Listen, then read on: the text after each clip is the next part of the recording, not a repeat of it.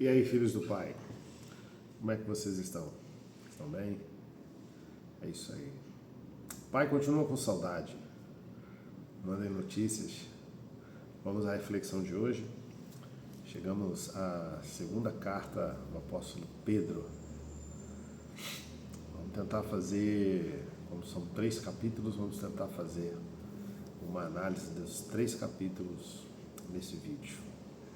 Amém? Ah, Deus. Pedro, Pedrão, rocha, pedra. É isso. Vamos lá. Ele diz assim, olha, Simão Pedro, servo e apóstolo de Jesus Cristo, aos que conosco obtiveram fé igualmente preciosa na justiça do nosso Deus e Salvador, Jesus Cristo. Que a graça e a paz lhes sejam multiplicadas no pleno conhecimento de Deus e de Jesus, nosso Senhor. Pelo poder de Deus, nos foram concedidas todas as coisas que conduzem à vida e à piedade, pelo pleno conhecimento daquele que nos chamou para a sua própria glória e virtude. Por meio delas, ele nos concedeu as suas preciosas e muito grandes promessas, para que por elas vocês se tornem coparticipantes da natureza divina, tendo escapado da corrupção das paixões que há no mundo. Por causa disso, concentrando todos os seus esforços, acrescentem à fé que vocês têm a virtude o conhecimento, ao conhecimento o domínio próprio, ao domínio próprio a perseverança, a piedade, a fraternidade,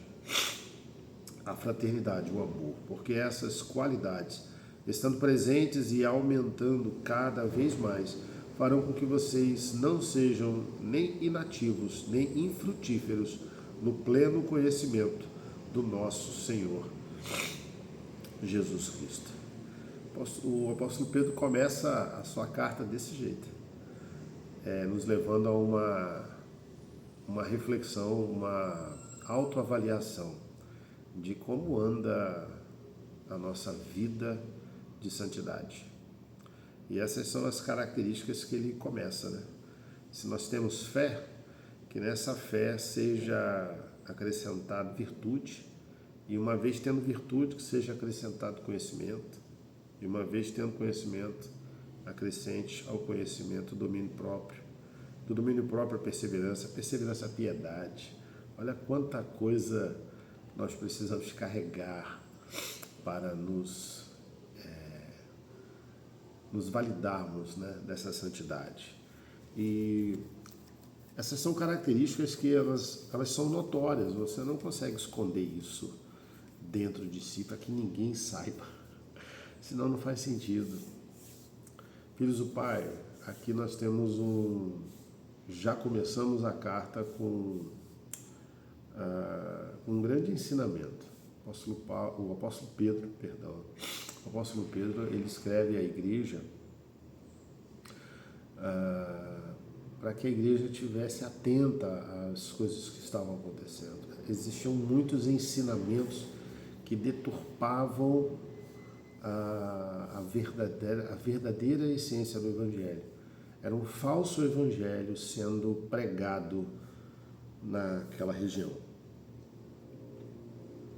O apóstolo Pedro se preocupa porque muitos estavam sendo enganados. E a gente entende que essa carta é tão atual, porque quando nós olhamos hoje essa multiforme ou essas múltiplas características de igrejas modernas, e a gente se pergunta onde está a essência daquilo que Jesus Cristo deixou em muitas dessas igrejas. Existem muitas permissividades, sabe? Existem muitas inclinações da carne nas ações que as pessoas carregam. São filhos do Pai sendo enganados.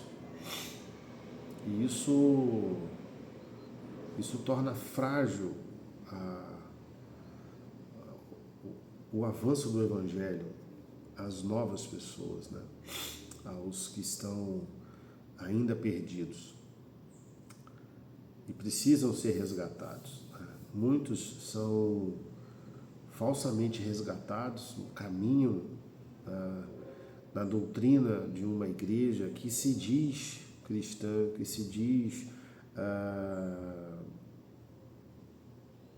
imitadora de Cristo e ainda está tão distante. Então, isso já acontecia naquela época. Interessante, Pedro, quando escreve essa carta, ele já tinha noção de que a vida dele iria ser entregue ao martírio, né? É interessante que ele declara na carta que ele já sabia, que Deus já tinha revelado a ele que estava próximo à sua morte. E a dedicação desse homem é tal que essa carta se torna um testamento, sabe? Como uma herança a ser deixada. Porque ele diz que ele se apresenta como uma testemunha ocular daquilo que ele viveu na manifestação da glória de Jesus como Filho de Deus. E ele diz: eu quero deixar registrado, uma vez que eu sou testemunho ocular, eu assino que eu vi, eu presenciei a glória de Jesus, glória dada pelo Pai. É tremendo esse testamento, essa herança que ele deixou para nós. Após essa saudação, você vê, o apóstolo Pedro ele vai falar sobre a superioridade da palavra de Deus, porque não lhes demos a conhecer o poder e a vinda do nosso Senhor Jesus Cristo seguindo fábulas engenhosamente inventadas, mas nós mesmos fomos testemunhas oculares da sua majestade. No capítulo 2, ele traz o alerta: cuidado com os falsos mestres. Assim como surgiram falsos profetas no meio do povo, também haverá falsos mestres entre vocês. Eles introduzirão dissimuladamente heresias destruidoras, chegando a renegar o soberano Senhor que os resgatou, trazendo sobre si mesmos repentina destruição. E muitos seguirão as suas práticas libertinas, e por causa deles o caminho da verdade será difamado. São pessoas escravas do pecado, que se aproveitavam, o contexto aqui ele traz isso, esses falsos mestres se aproveitavam dos ensinamentos de Paulo, quando escreveu aos Romanos, que a liberdade em Cristo Jesus dava condições das pessoas continuarem vivendo a vida que queriam, né? Muitos até diziam que não haveria julgamento final, não haveria uma cobrança no grande dia final, não haveria. Então, o fato era aceitar a Cristo e vive do jeito que quiser, sem nenhuma mudança, como se a transformação de Cristo na nossa vida não viesse gerar mudança alguma. O apóstolo Pedro ele rebate isso e já fala logo: olha, está tudo errado. São falsos mestres ensinando uma falsa liberdade. Isso não é liberdade de Jesus. Liberdade de Jesus é de fato estar livre do vício, do pecado. E esses homens, na verdade, só queriam a facilidade de apresentar um evangelho fácil, né? E isso gerava recursos, com certeza gerava recursos financeiros para esses próprios falsos mestres. Eles se aproveitavam para enganar as pessoas. O apóstolo Pedro continua. No capítulo 3 ele já vai falar sobre a vinda do Senhor. Amados, esta é agora a segunda carta que escrevo a vocês. Em ambas procuro, com lembranças, despertar a mente esclarecida de vocês, para que se lembrem das palavras que anteriormente foram ditas pelos santos profetas. E também se lembrem do mandamento do Senhor e Salvador, que os apóstolos de vocês lhes ensinaram. Antes de tudo, saibam que nos últimos dias virão escarnecedores com as suas zombarias, andando segundo as próprias paixões, dizendo: onde está a promessa da sua vida? São pessoas que se imagina se naquela época já tinham pessoas assim, imagina hoje. Tantos anos se passaram e havia uma cobrança. Vocês estão esperando algo que nunca vai chegar. Essa promessa já está aí, prometida há tanto tempo e nada aconteceu. Sabe? E o apóstolo Pedro chama a atenção de que o tempo de Deus, olha, fiquem alerta, o tempo de Deus não pode ser medido na mesma concepção do que a nossa mente carrega como tempo de Deus. O tempo de Deus é outro. Aquilo que vive eternamente, como pode se encaixar na nossa vida tão curta, né, nesse sopro de vida que nós temos em relação à história. E aí ele vai ensinar como esperar no Senhor. E aí a gente finaliza ouvindo isso. Uma vez que tudo será assim desfeito, vocês devem ser pessoas que vivem de maneira santa e piedosa, esperando e apressando a vinda do dia de Deus.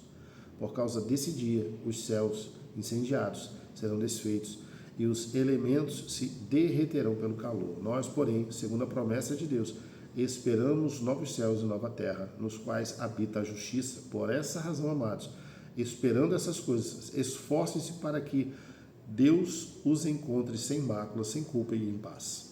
E considerem a longanimidade do nosso Senhor como oportunidade de salvação, como também o nosso amado irmão Paulo escreveu a vocês, segundo a sabedoria que lhe foi dada, ao falar a respeito desses assuntos, como de fato costuma fazer em todas as suas cartas. Nelas há certas coisas difíceis de entender, que aqueles que não têm instrução e são instáveis deturparão, como também deturparão as demais escrituras para a própria destruição deles. Portanto, vocês, meus amados, visto que já sabem disso, tenham cuidado para que não sejam arrastados pelo erro desses insubordinados e caiam na posição segura em que se encontram. Pelo contrário, cresçam na graça e no conhecimento do nosso Senhor e Salvador Jesus Cristo. A Ele seja a glória, tanto agora como no dia eterno. Filhos do Pai, que Deus abençoe vocês, em nome de Jesus.